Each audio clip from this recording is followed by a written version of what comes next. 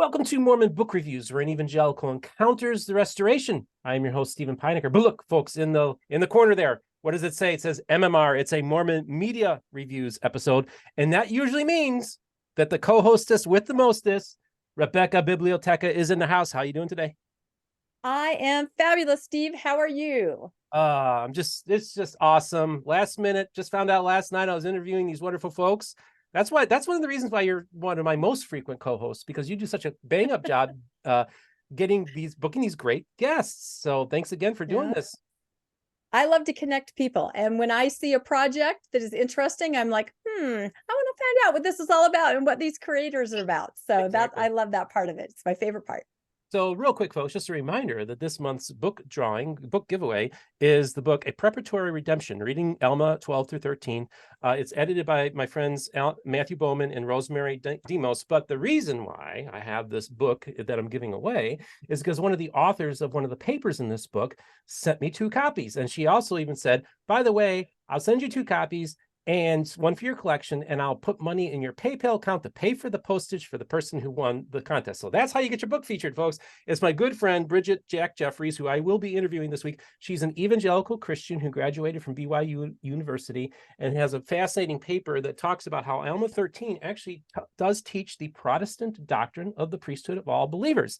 So that's why I tell people, as an evangelical Christian, I can endorse the theology of the Book of Mormon. Okay, that's enough of Mormon book reviews. Now we're going to talk about Mormon media reviews, and I'm so excited about this group, this posse here. But before we do that, folks, I'm actually going to play a video of their thing. So let's play this first, folks. Check this out.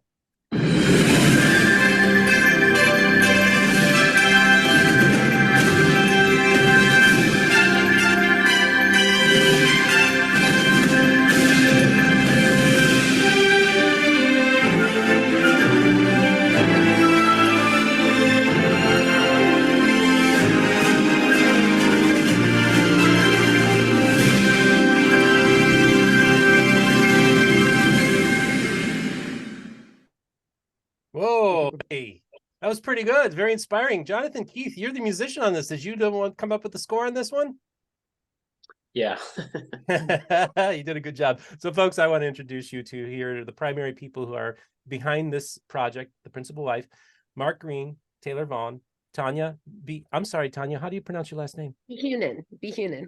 Tanya Behunin and Johnathon Keith. Y'all, welcome to the program. Thank you.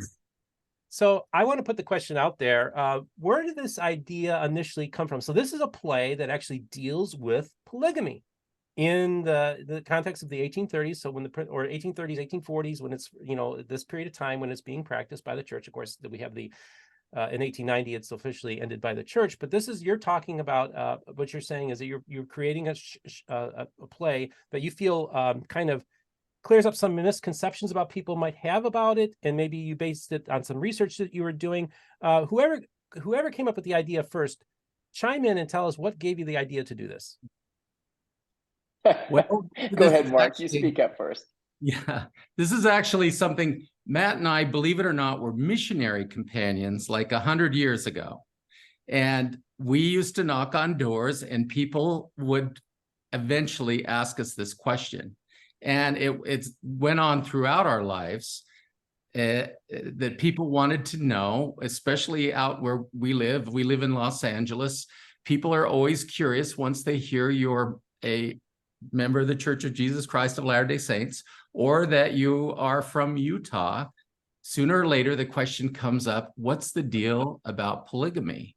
And we've been surprised that over the years, so many people still today think that very strict Mormons practice polygamy. And we get asked this way too frequently. And so it was our thought, we were both attending the American Film Institute, going to school there in the screenwriting program. And we decided we were going to take this difficult subject and try to explain it in a simple way that would help people understand what it was, why it was practiced, and that it came to an end. So, Stephen, this actually takes place towards the end of polygamy. And after the Civil War, when the government decided there's the twin relics of barbarism, they called them, slavery and polygamy. And so once slavery was taken care of, they turned their eyes towards the West and towards polygamy and eradicating it. There was a lot of misconception even then about what it was about, and that women were being stolen and being forced to do things they didn't want to do. And so anyway, we decided we needed to write something about this. And this was originally written as a screenplay at the American Film Institute. And when we got done with that screenplay, it kept getting optioned over the years by different producers, directors, and studios that thought they were going to do this because the story was so compelling and fascinating to them. The problem was it never did, and it would keep going out of our hands. And one of the things that happened, even when we were at the American Film Institute, was that they said, you know what, you should write this as a musical. And we were like, you know what, we always wanted it to be like a Fiddler on the Roof, something that explained a culture and a way of life that most people don't know about. That's the way it was for me when I saw Fiddler on the Roof as a child. I was like, wow, I don't know this, but I can relate and I feel for these people and the things they're enduring and going through. So we tried over the years, whenever it came back to us, to try with different musicians to see if we could turn this into a play and into a musical. And finally, 10 years ago, this has gone on for 30 years, believe it or not. 10 years ago, we met Johnathon Keith, and we sat down and things just fell into place. Taylor, do you have anything to add to that? Well, that's funny because we know that getting Johnathon to be a part of our crew was a big deal for us because we went through 3 composers prior to him.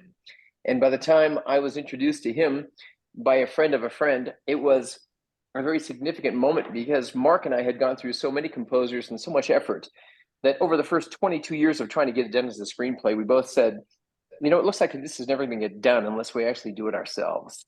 So that's why we turned to try to do it as a musical. But having gone right to the edge and sitting in studios with executives and having them say, you know, we feel like you guys have the most amazing piece, but we just don't know how to market this thing.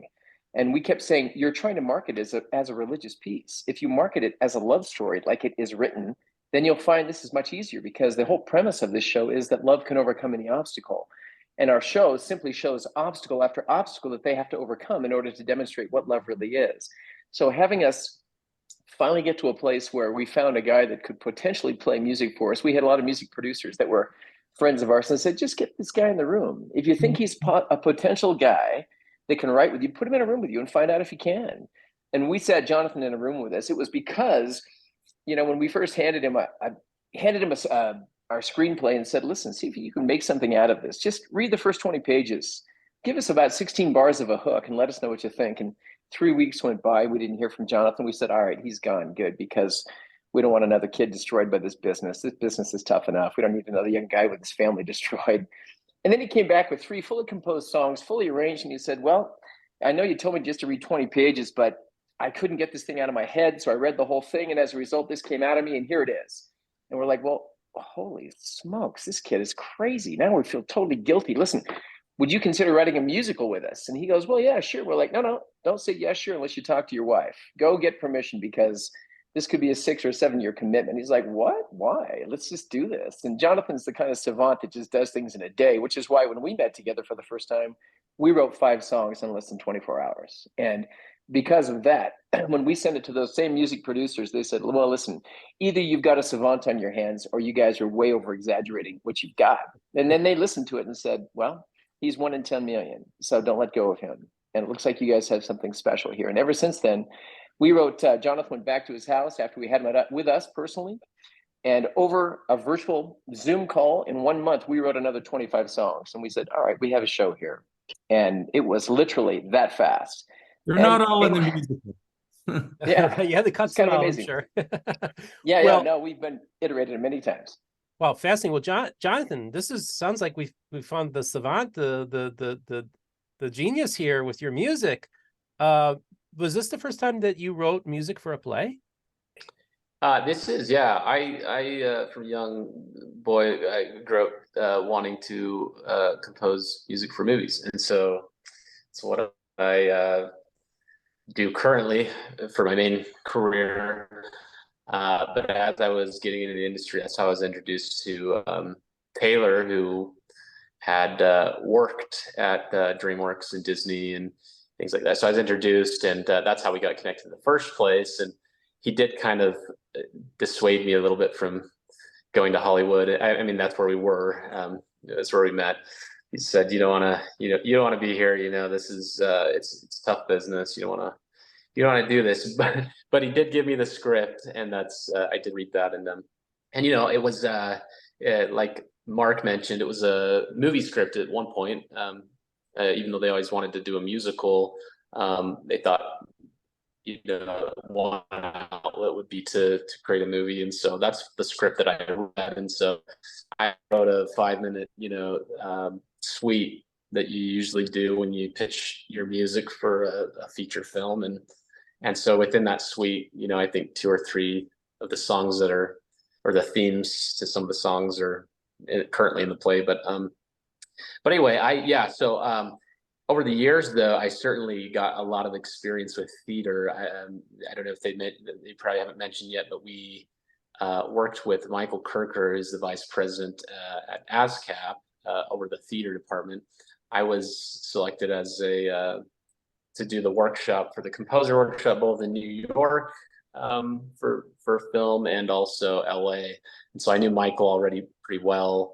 He was in the department there off Sunset Boulevard where we had the workshop. And even though he wasn't specifically in film, I was introduced to him. We all 3 of us met with him in person. He listened to several of our songs and looked at our script and said, "You guys really have something here, I think." So he said, you pretty much have the ability to open it wherever you want. But he said some really nice things. Obviously, he gave us some critique and feedback, along with a lot of other people while I was at University of Michigan getting my master's degree in piano. It's the top theater program in the country. And we workshopped it with some students there and got some more feedback. And so all over the place, all along the way, we've been able to kind of work out some kinks and workshop it and do readings at various venues, the Pasadena Playhouse a couple of times, which is where I lived for about 6 years or so.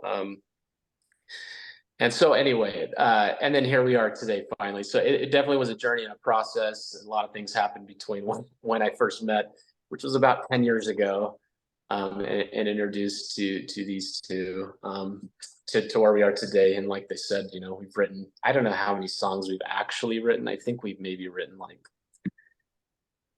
50 songs maybe or something like that, but a total. But I think that's fair. I think that's a fair guess. There's only 25, maybe 24. I'm counting some of the transitions. So anyway, songs total. So we wrote a lot more than there currently are, and we've had to cut a lot of things out and make some. One of the interesting things about the music, I'll say, is we kind of stylistically had a discussion right at the very beginning, like, what do we want this to sound like? Obviously, Taylor and Mark brought up Fiddler on the Roof as being kind of something that they were inspired by, and they kind of loved the Golden Age musicals, and so, as do I. But the question always was, do we want to make this, really a modern thing, or do we want to do like a period piece kind of music? And so as we kind of worked it out over the years, I think it really started very period based. And, I brought up the fact that the classical composers at the time, that some of these people who were immigrating from Europe might have been familiar with, the music of like Brahms or something like that in late 18th. Of course, that might have been a little bit later, but around that time. Hey, Jonathan. Yeah. Hey, you mind if I tell this part? Because I love to brag about you for just a second. Could I do that? So, Stephen, he was sitting in our living room, and we were trying to persuade him to sit at the piano to find out if we could work together. And he finally, after about 2 hours of talking through the script, we got him to coax him to go sit up at the piano. Now we had a couple of pianos in the living room because my family we had 5 girls and they all played piano. So Johnathon sits up to one of the pianos and he says, your story takes place between 1872 and 1890. And he goes, was at the height of their career at that time? He goes, classically, it was Brahms. And he said, this is what Brahms was playing in 1875. And he proceeded to play this concerto from Brahms off the top of his head, impromptu, that was spectacular. And we're like, holy smokes, this guy can play. And I looked over at Mark and he's like, this is LA. Everybody can play like that. And I'm like, dude, give him a break. And Mark didn't say that, but I was all over his expression. Like, we've looked for composers for way too long. So Johnathon goes, did you know that a lot of Western themed shows actually their music came from Chinese themes? And he says, listen to this. And so Johnathon plays this Chinese themed song. And he says, but they took these themes and they transposed them. And this is what it came out to be. And he says, what does that sound like? And all of a sudden we're like, wow, that's the good, the bad, and the ugly. And he goes, exactly. And then he plays another Chinese theme and he transposes it. And he said, what's that? And we said, well, that's a fistful of dollars. Then he did it again. We're like, well, that's Once Upon a Time in the West. And he goes, hey, your Westerns. We're like, well, that's amazing. Now, how would you know that? And he goes, well, I am a music guy, right? I know the history. So he said, so if you were to take Brahms and take this Chinese theme and kind of meld them together, you might get something that sounds, I don't know, something like this. And as he's talking, he's just riffing on the piano. And as he's riffing, all of a sudden, Mark comes off of the couch and he goes, hold on, can you play that with a little bit more angst? And I'm like, wait, let's play this with a little bit more up-tempo. This is kind of a happy moment.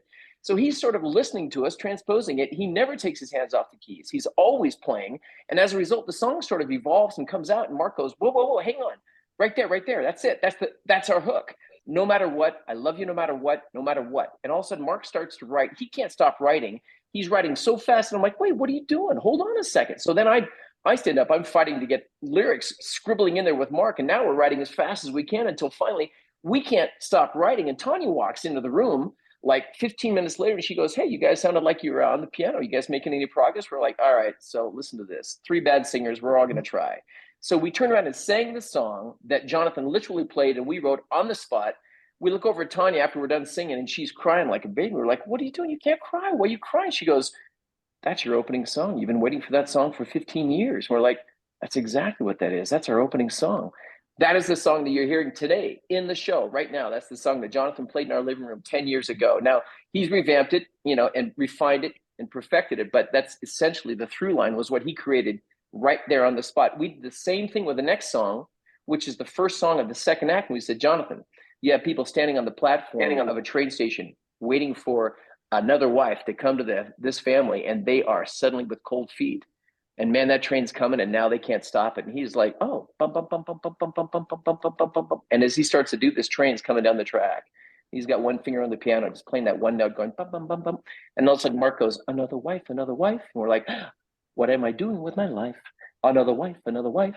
I'd rather end it with a knife. Could it be that I've made a mistake? It's too soon, who's to tell? This is hell, comes another wife. And that song happened just like that. And it happened so fast. And Mark and I are scribbling to write lyrics out as fast as we can say them, is as fast as we can write them. And Tanya walks in the room another 5 minutes later. She says, wow, I heard you guys playing on the piano. You guys having any more luck? We're like, okay, bad voices. Listen to this. We turn around, sing the same thing, do the same thing again, sing the next song. And then all of a sudden she starts to cry. She's weeping. She says, that's the first song of the second act. I can't believe you guys. That's another wife, another wife. And we're like, that's exactly what it is. That is exactly the way the next 3 songs went, just like that over the 24-hour period. And we're like, holy smokes, we got a show. This is crazy. We got this kid that sees everything in sound. This is awesome. So as a result, and then the best part of the story of all was that Johnathon looks up at a picture on a piano and he goes, hey, who is this guy on your piano? Is this actually your son? And it was our son's senior picture that we have up there of our 7 kids. And he says, he and I went to EFY together. We went to camp together. This is one of my best friends from EFY from like 5 years ago. We're like, shut up. So we turned around, called our son, put him on the phone, put it right up to Jonathan's ear and said, here, talk to this kid and see what you know. And all of a sudden they're like screaming at each other going, what are you doing in my house? And it says, Dad, put my dad on the phone. And he goes, Dad, Johnathon is the guy that I told you about 5 years ago. And I said, if you guys find this guy, he can do your musical. You need to meet this guy. Well, he told us that 5 years ago.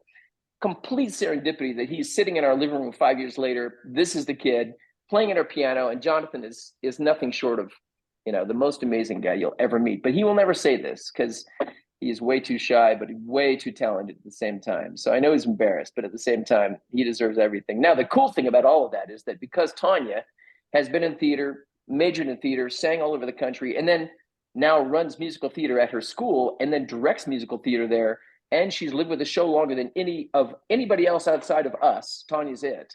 So we're like, well, naturally, she should be directing this. And that's why she is our director. So maybe I'll let her talk. So I'll stop talking. So go ahead. Before Tanya talks, I can tell Rebecca wants to jump in here because this is right in her wheelhouse. So Rebecca, I'm sure you have a few questions. It's true. I do have love of theater. I've run a youth theater program here in Utah County for over 20 years. So yeah, I definitely have the bug, and my husband graduated from BYU in theater. So we're definitely immersed. So I think I just to follow up with one more question with Johnathon, I would love to understand, when you first started reading that script, what about the story made you say, I've got to write these 3 songs? I mean, it sounds like you just were all over it instantly. How did you feel about it? What grabbed you? What inspired you? Because it's a very different kind of a script, you know, it's very unique. Yeah, for sure. For one thing, I hadn't seen a story like this told in the LDS church. And there's nothing against there's nothing against any the culture of our church and the music and the people who work in Utah and everything. But I always saw myself as I wanted to work in the biggest, highest level possible. I wanted to do the A-list stuff. Which was Hollywood, right? So that's what I wanted to do. And so when I saw this script, I was like, this doesn't feel like everything else that's been done. It doesn't feel like there's, it doesn't feel like other media that's been done. It feels different for our culture and our church. And so I thought that was the first thing that stood out. I was like, this is really unique. So the other thing is, I knew that it was going to be a subject that might make some people uncomfortable. That's just the nature of the subject, and especially in Utah. And so, but that after that was my sort of as I was getting the script, my sort of judgment. After I read the script, that was totally changed, because I realized, kind of like what Taylor mentioned, that it really is so focused on the premise of love can overcome any obstacle, or you and only you, no matter what, and the irony behind that, the innocence of a young couple who marry at this time period, thinking that they're so in love. And I had just been a newly married man myself. Actually, when I read the script, my wife and I had only been married for a couple of months, so that was interesting. But when I looked at the script and finished it, I was thinking, that was kind of my thought, was I was surprised how little I really cared about you know, the uncomfortability of the subject, and how much I was attached to the characters, who were really well developed. I think the women and the characters in the play, who by the end of the story, you're like, oh, I actually care about all of these characters, and they all have unique individual personal trials and hardships that they had to overcome. Each of them, the story kind of focuses on each character, their own personal trial. Rebecca, the main character, has her own issues and her own trials. She has to work through that. The Benjamin, the main leading man, has his own, and the story focuses on each of these. And by the end of the story, you're like, oh, I don't know how I feel about you know, I don't want to spoil too much, but I don't know how you feel about the end, because ultimately we all know that, you know, that was already mentioned in 1890, how manifesto and everything. So, but the point is you kind of feel for each of these characters who are developed, and then you have to deal with that at the end. So anyway, I guess to answer the question, that's what popped out at me the most, was that it was a story of love, sacrifice, you know, and culture, and what, you know, we've kind of always talked about, since the 4 of us, what defines a family, in the sense that, you know, family is who you love, right? So. Well, Tanya, so you're the one that walks in the room. So I think we got the opening fire. I think we got for the second scene and all this kind of stuff. So obviously you come from this background, and how did you get lassoed in to be the director in this whole thing? Maybe tell a little bit about yourself. So I do direct musicals in our community and at my school. So I've done that, and I've been in many musicals. I graduated from musical theater at Brigham Young University and then got my master's in education at Pepperdine. But, you know, we all four of us have ancestors who were asked to live the principle. And it was always embarrassing to me growing up. I didn't want people to bring that P word up to me. Please don't say polygamy. And then as we brought in 3 students, exchange students from Korea, their parents asked, they go, oh, polygamous, do they have polygamists in their home? They weren't sure they wanted them to live with us. And we said, no polygamy. But in their culture, when you look up Mormon, it says polygamous. And with all the bad rap out there of the shows Big Love and everything that has been out there, we thought, you know, we just want to show a slice of life of what historically it might have been like. We read so many different stories, and that's what it is. It's a story of love. We're not asking the audience to choose one way or other. They are pro polygamy or not, or think it should never happened or should have, but just to show them what some people went through and what they did for love, what they endured. And it's a powerful piece about women, the power of women being able to accomplish and work together in so many ways. And I think it speaks to the women of today that there's our power is unlimited when we get together, and the things that women can do if they just go for it. We have a wonderful woman where we live in Southern California, and there was a huge area of land that the bank owned, and they were going to build 3,000 more houses. So the 101 was going to have 6,000 more cars a day. But she found out that there were 3 animals that were endangered, a wonderful Jewish woman that I got to know a little bit. And everyone laughed at her, the bank did. And they said, you'll never be able to change this, but she did. She got other women involved, and then she got the post office involved. And it just shows the power of women. And our show, The Principal Wife, shows that when women get together and the things they can accomplish together and trials that they can overcome is beautiful. So I was kind of reverse, taking care of these 3 guys, feeding them and telling them what I liked in the show or in the songs. And it's been a real journey through the years. It's a dream come true for all of us. We put so many hours and expense and life into this show. It's just so fun to finally see it on stage, and the reaction of the actors on stage. We had a couple of them the other day that said, and they have done professional shows all over the world. They said, this is the first show that we have felt so much light and goodness. It's just such a privilege to be in it. So we love that because we love our characters and we love the whole process of writing this. Mark is a great, he loves to study history. So he's bringing in his history. We're bringing in ours. We're reading it all. It's a 501c because it is historically correct in what we portray, although it is a fictional story. We're not following just one story. We put many stories together, and it is a love story. It's just exciting. We never said never come to Utah, and here we are because we wrote it for the non-member, but we feel that it's very healing and good for the member. We have people going out of there and saying, gosh, I love my ancestors so much more now. Oh, wow. Tanya, I just want you to actually, since we haven't mentioned it yet, let them know where is it being performed at and what dates, because it's actually playing right now as we speak here in Utah. It is, and it's in Provo, Utah at the Covey Center, Theater Center, right there. And we play Monday, Thursday, Friday nights, and Saturday matinee, Saturday night, 7:30 for the evening performances and 2:00 for the matinee. Okay. Well, I want to share the screen here real quick because this is one of the things that I saw was here where you gave your reasons for writing The Principal Wife was threefold. First, to dispel inaccuracies about what the principle of plural marriage was and how it was practiced. Second, to show that the Church of Jesus Christ of Latter-day Saints ended the practice over 100 years ago. And third, to honor our forebears who found the faith encouraged to follow something they felt God was asking them to do. So, of course, Mark, that talks about the historical part of this research that you did. And from my understanding, you read journals and you read stuff. I'm just curious, just off the top of my head, did you read like Todd Copton's book in Sacred Loneliness? Yes. So you used historical resources and stuff. So maybe talk about how some of the historical research you used to help put this together. Yeah, we did. I don't know if you've ever talked with Laura Thatcher Ulrich. Have you ever talked with her?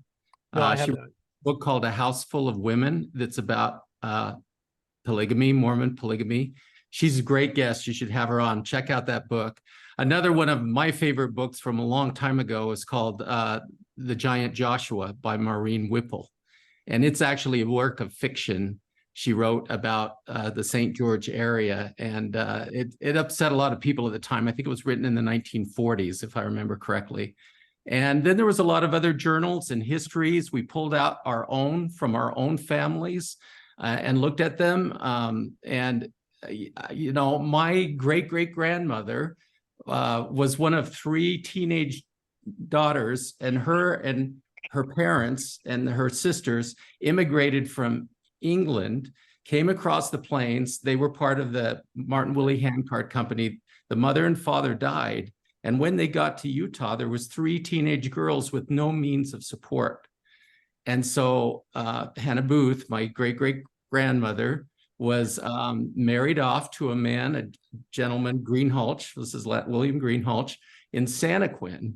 And, you know, when I start reading that, it seems like a tragedy, but it was also a way for her to support. He built her a home in what's called Spring Lake in the southern, or in Utah Valley, down there where all the apple orchards are, between Santaquin and Payson. And she bore him 7 children, of which my great-grandfather was one of them. And so we looked at that history. We looked at information about them, how they lived. That's what we wanted to explore. And that's what I love about history, is exploring a subject, and a tough subject like this that most people in the church don't like to talk about much, because 1, they don't know how to explain it. And 2, like Tanya said, it's embarrassing to a lot of people.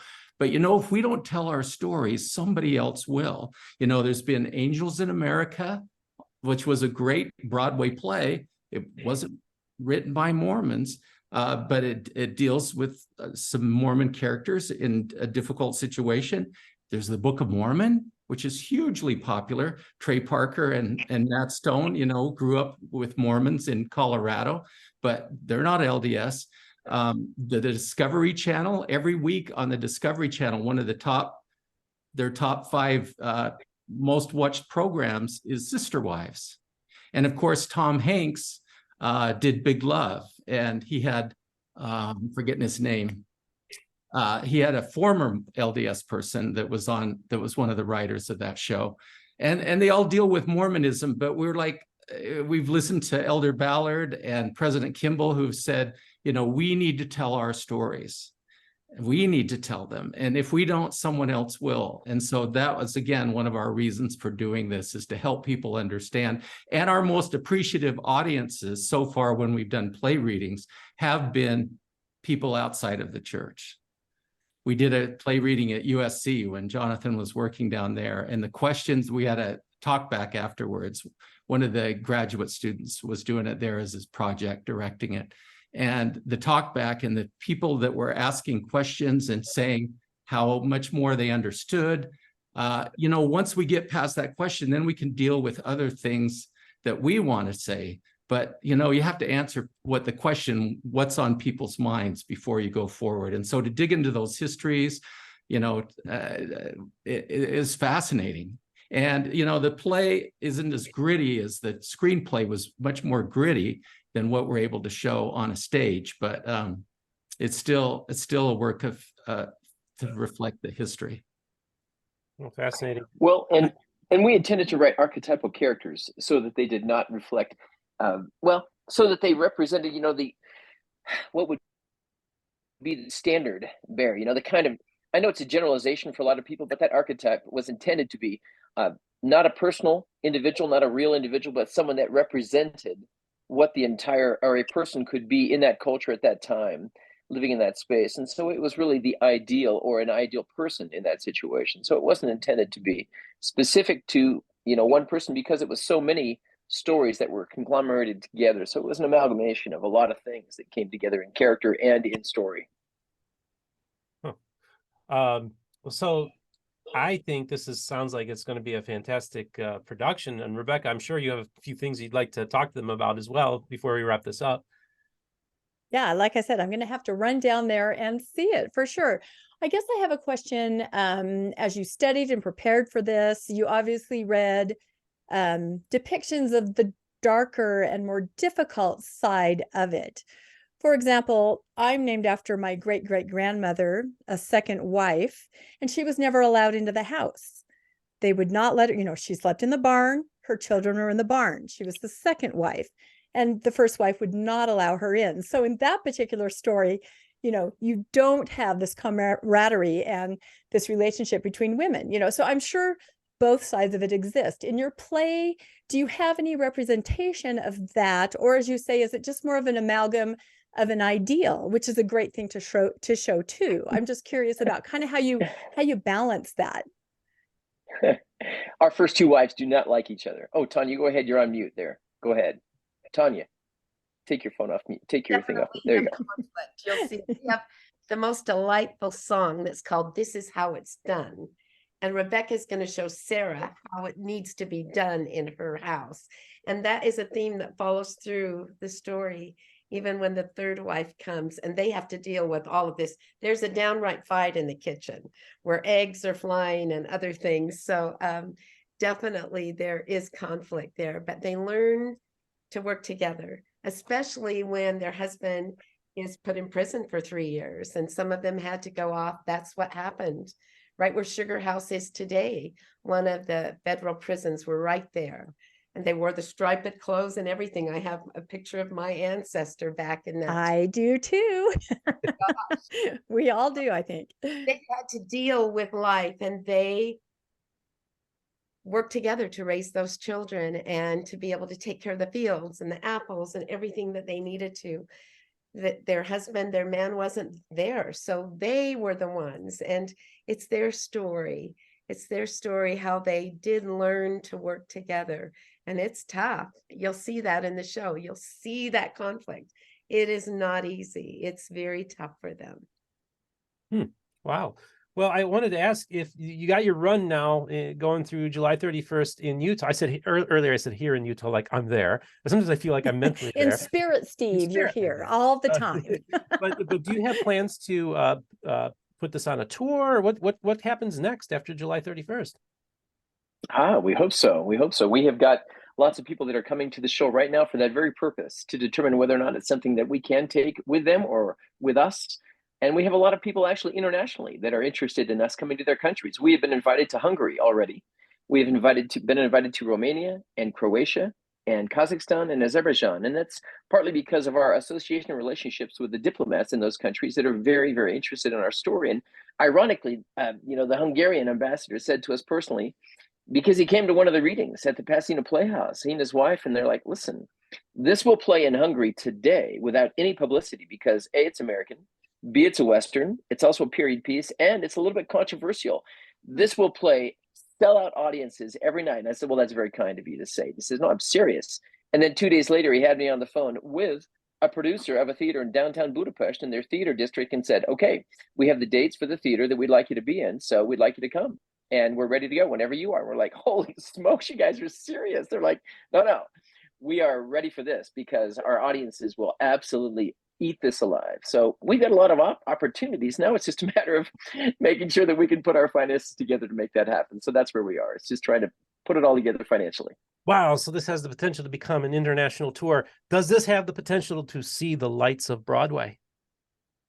Well, we think it does. As a matter of fact, Michael Kirker of ASCAP said to us that we could play this anywhere in the United States right now because he said, I've been doing this for 40 years. And after he saw our stage reading with Danny Glover and Cedric the Entertainer, and about 3 other actors that have played on Broadway at various times. And he said, I've been doing this enough to know that you guys have a show that's ready to play anywhere you want to go. So where do you want to go? East Coast, West Coast, you name it. I think it's just a matter of finding the right place you want to go because you have 5 very strong leading character parts that will attract strong actors. And because of that, you'll always have a cast that attracts a great audience. He said, you don't have any problem with characterizations because it's so well developed. Your characters are fantastic. And he said, frankly, I have no idea how you got these readings together because these are amazing people and it really does speak well to your show. So we feel like we've got a lot of foundational work done. And now it's just a question of having the right people see it and feeling just like everybody else feels about it, especially after they see it. And it's fun because those people that come to the theater never expecting anything, we actually love them more than anybody be there because they're the ones that come out and say, all right, that just blew me away. I did not expect that. That was completely unexpected, and that kind of changes my mind. So here we go. Now it's just a question of whether or not we can get on Jess, join Team Principal Wife and be with us. And let's do this. So we're looking for help to get it to the next place. We probably picked our hardest audience. We figure if we can survive here in Utah, because they're anti-polygamy, we can make it any place. But for some reason, we were supposed to come here. Last night, we had a writer-producer, big name from New York, who does live in Utah, has taken many shows back. And he said to us at the end of, he stayed and talked till we locked up. He said, gosh, I was watching it so I could tell you where maybe you could edit it or cut it. And he said, it's tight. It's a good show. It's a wonderful show. So who knows? He's going to go to lunch with Taylor Vaughn next week. We'll see. But it is a dream come true. You know, we tell our children all the time, right? Follow your dreams, follow your dreams. But sometimes as parents, we put our dreams on the shelf. We don't follow them. So for our children, it's been so exciting. They go, Mom and Dad, you're following your dream. They all have children of their own, right? And here we are putting everything we have in, following our dream, because it's been a 32-year dream. It's so exciting to see it on the stage, and especially when we see the people afterwards and they love the show. It's so rewarding. So exciting. Can I ask that question? Actually, it's a two-pronged question. The first is feedback from the LDS Church. What have you heard? What are they saying? And feedback, you've run for a week now, feedback from the very difficult, as you say, Utah audience. What are people saying? What is the church saying about this? Well, it's kind of fun. Whenever we had a stage reading, anywhere we did it, we would always sprinkle into our audiences members of the church in just various places in small numbers, but enough to where we thought, if we're offending the church, we want to find out from the people that are really in leadership positions so we can find out. And when we did this, we actually had a member of one of the leaders of a significant stake that came to one of our readings, and when he watched the production, we stopped him at halftime and said, so what do you think of the show so far? And he goes, can I talk to you afterwards? We're like, uh-oh, he's a good friend and he's not talking. That makes us nervous. And then, so afterwards we talked to him and he said, listen, I came here to tell you to cease and desist, to tell you to not do this. It's going to hurt you. It's going to hurt the church. It's going to besmirch everybody here. So I came here to tell you to stop. And that was before I saw this. And then he got very emotional with us. And as he's sitting there kind of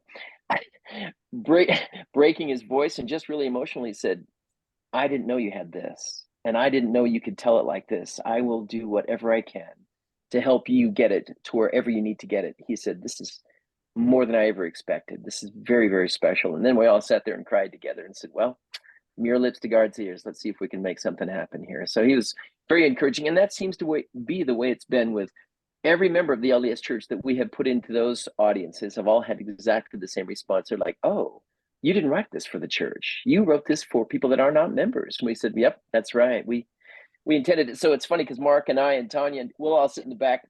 And during each performance, you're sitting in the back, we look at each other and we're like, oh dear, we're crying again.